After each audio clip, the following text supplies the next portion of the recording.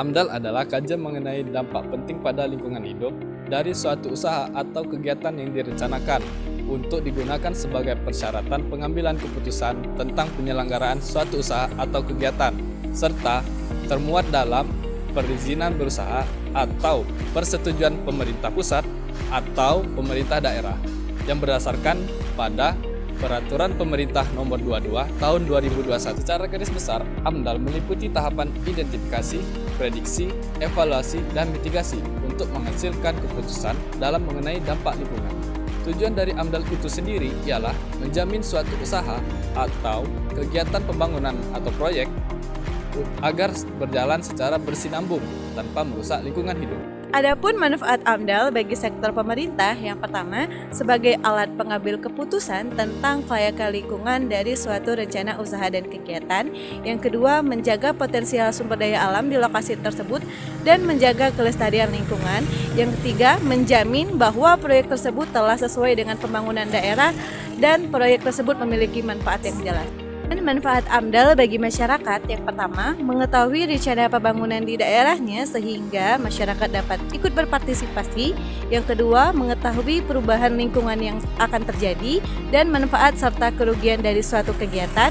Yang ketiga, mengetahui hak dan kewajibannya berhubungan dengan suatu kegiatan tersebut. Adapun beberapa bidang wajib AMDAL yaitu 1. Bidang multisektor, 2. Bidang pertahanan, 3. Bidang pertanian, 4. Bidang perikanan dan kelautan, 5. Bidang kehutanan, 6. Bidang perhubungan, 7. Bidang teknologi satelit, 8. Bidang perindustrian, 9. Bidang pekerjaan umum, 10. Bidang perumahan dan kawasan pemukiman, 11. Bidang energi dan sumber daya mineral, 12. Bidang pariwisata, 13. Bidang ketenaga nukliran, dan yang terakhir, bidang pengolahan limbah dan bahan beracun serta berbahaya.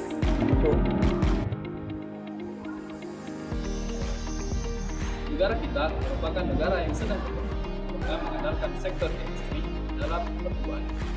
Indonesia juga mendapat urutan yang pertama sebagai negara produsen kelapa terbesar di dunia. Pesatnya pembangunan industri selain menimbulkan dampak positif dan dampak negatif bagi lingkungan, hal ini juga merupakan suatu kenyataan yang harus dihadapi oleh kita. Karena bahwa pada suatu proses produksi selain menghasilkan produk, ada juga limbah yang apabila tidak dikelola dapat mencemari lingkungan kita. Untuk kali ini, kita akan membahas pada bidang industri. Pasti kalian tidak asing dengan bidang industri yang satu ini, yaitu industri pemasok kelapa. Seperti apa industri pemasok kelapa tersebut? Yuk langsung aja kita ikuti ke lokasinya.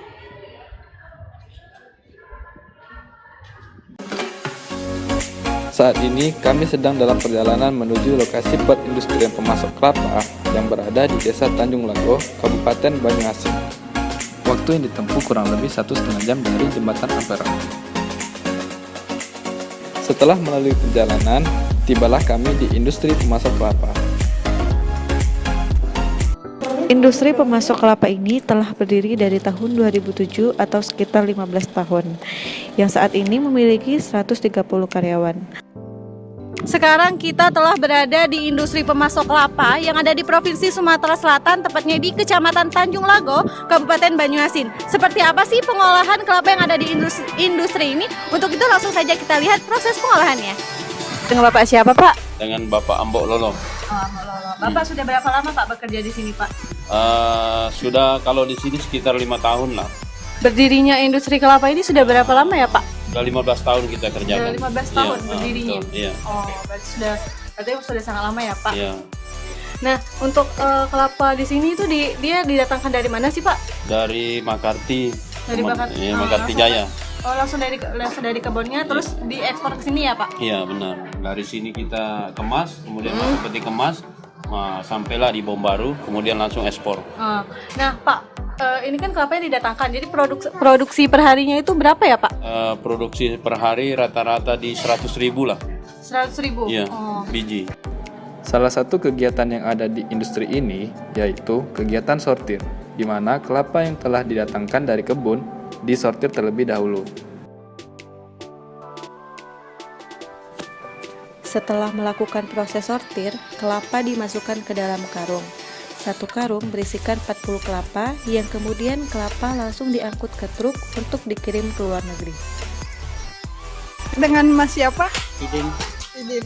Ini prosesnya lagi diapain ya Mas? lagi disortir untuk Oh. dikirim. Sortir untuk dikirim ya? Iya. Nah itu disortirnya itu seperti apa ya Mas? Ini ABC ini. Itu kalau dibuang itu AB ini apa? BB-nya. Ah, bebek. Iya. Bebek itu apa? Pecah-pecah barang Oh. tumbung kan. Ini yang bagusnya ini. Oh, untuk yang pecah-pecah itu dia diolah lagi atau seperti apa? Diolah lagi dicungkil itu. Congkel. Ini dikirim ke Cina. Ini kan disortir ya. Itu seperti apa milih sortirnya ini kira-kira bagus atau enggaknya? Ini. Bagus kalau kayak ini. Hmm. Dia beda dia. Kalau basah kan tak masuk ini. Oh. Kan lama diproses dikirim. Jadi kalau yang bagus itu dikirim, kalau yang ini yang nggak bagus ini Iya, dicungkil diolah lagi. itu. Iya. Dicungkil itu nanti dia jadi apa ya, Mas? Jadi ini minyak dikirim.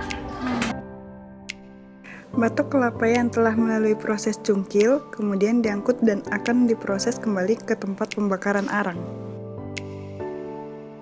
Tante, Selamat siang. ini dengan tante siapa? Noli. Tante Noli. Ini boleh kita tanya nggak Teh tentang proses-proses? Boleh. Boleh. Ini prosesnya apa nih Teh? Ini untuk kopra, ya bahan baku dari segala minyak.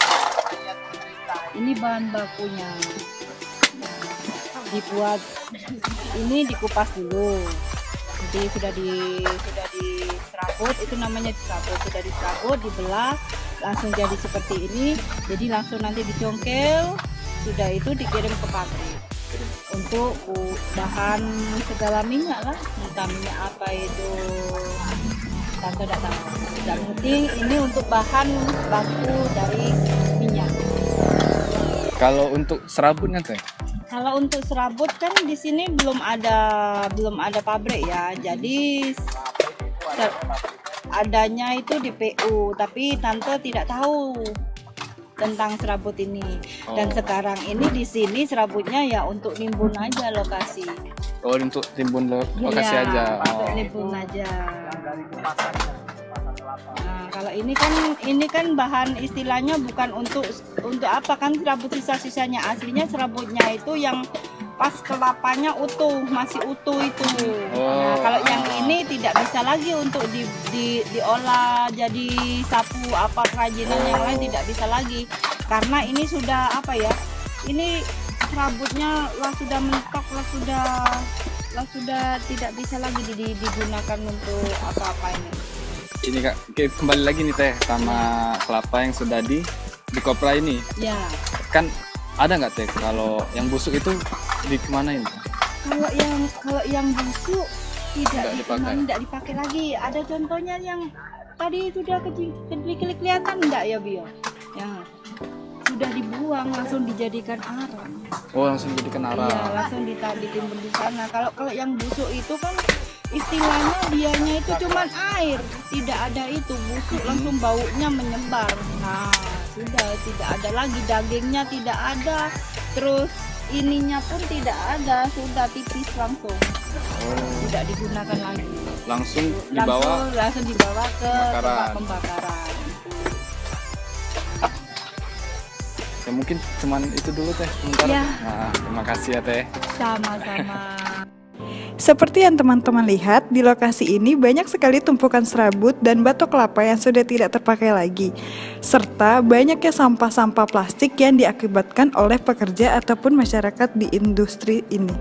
Sekarang saya sedang berada di salah satu industri pemasok kelapa yang ada di Kabupaten Banyuasin, Kecamatan Tanjung Lago. Dapat dilihat di belakang saya, terdapat serabut-serabut kelapa yang hanya dijadikan tumpukan serabut dan tidak dapat diolah kembali. Selain itu ada juga tumbung kelapa yang tergenang di sungai sehingga menyebabkan pencemaran sungai. Akibat yang dihasilkan dari serabut dan batok kelapa yang telah tertumpuk lama, jadi menghasilkan limbah yang mencemari tanah dan sungai. Tanah tersebut menjadi kekurangan kadar air, sehingga tanah menjadi tidak subur. Sungai dapat tercemar dikarenakan air dari sungai tercampur dengan minyak-minyak yang terkandung pada kelapa tersebut, sehingga air sungai tidak layak untuk dikonsumsi. Selain itu juga, hewan-hewan seperti ikan bisa mati. Messi Mbak dengan Mbak siapa? Kiki. Mbak Kiki. Di sini saya mau nanya untuk tanggapan masyarakat di sini tentang industri pemasok kelapa ini. Bagaimana tanggapan Mbak? Tanggapan saya dengan adanya industri ini dapat menambah lapangan pekerjaan bagi masyarakat sekitar. Selain itu, saya juga bisa berdagang di sini. Untuk aroma dari bau yang dari sumber kelapa ini, air kelapa itu sendiri terganggu atau tidak? Lumayan terganggu. Ya sudah, terima kasih ya Mbak.